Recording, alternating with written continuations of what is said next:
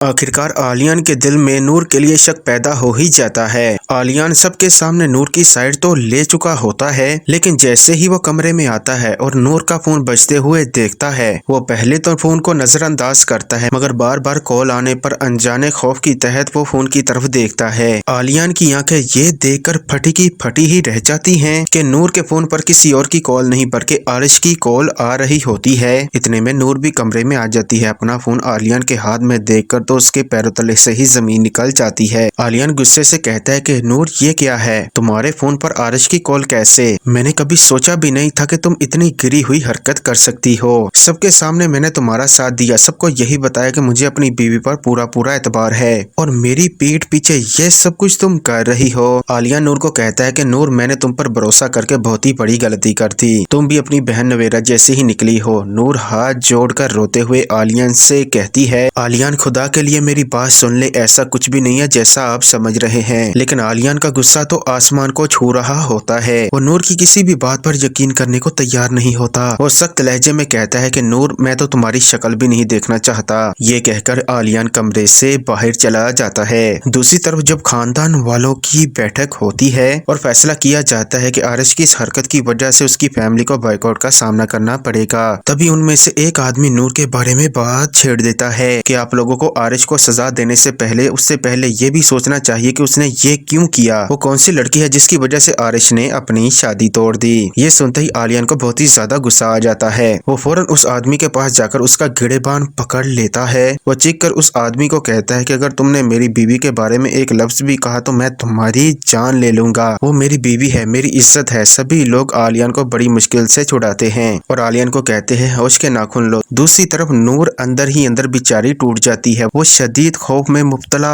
हो जाती है। अगर आलिया ने कुछ जल्दबाजी में फैसला कर लिया, अगर उसने मुझसे सफाई मांगे बगैर ही मुझे छोड़ दिया या फिर मुझे तलाक दे दी तो मैं किस मुंह से अपने घर पर जाऊंगी। नूर दिल ही दिल में आरिश को बद्दुआएं देने लगती है कि आरिश तुमने तो मेरी जिंदगी बर्बाद करके रख दी। मैंने तुम्हें कितनी दफा कहा था कि अगर तुम मुझसे मोहब्बत करते हो तो मुझे भूल जाओ। मैं अपनी जिंदगी में आगे बढ़ना चाहती हूँ, मगर तुमने आलियान के दिल में मेरे लिए नफरत पैदा कर ही दी। मैं तुम्हें कभी माफ नहीं करूंगी। मुझे तो तुमसे नफरत है और उन तमाम तर यादों से भी नफरत है कि जो तुम्हारे साथ मेरी गुजरी। दूसरी तरफ आरिश की माँ अपने कमरे में बैठी हुई ज़ारो कतार रो रही होती है। तभी आरिश की बहन वहाँ पर आती है और कहती है कि माँ परेशान ना हो, सब कुछ ठीक हो जाएगा। आरिश ने जो कुछ भी किया वो सब कुछ गलत था, मगर इस वक्त हमें एक दूसरे का हौसला बढ़ाने की जरूरत है। यह सुनकर आरिश की माँ आगे से कहती है कि आरिश ने मुझे कहीं का नहीं छोड़ा, मैंने तो सिर्फ यही चाहा था कि वो मेरी पसंद से शादी कर ले और उसने वो भी ठुकरा दी। मैंने कभी सोचा भी नहीं था कि वो पूरे खानदान के सामने मुझे इतना ज्यादा रुसवा करवा देगा।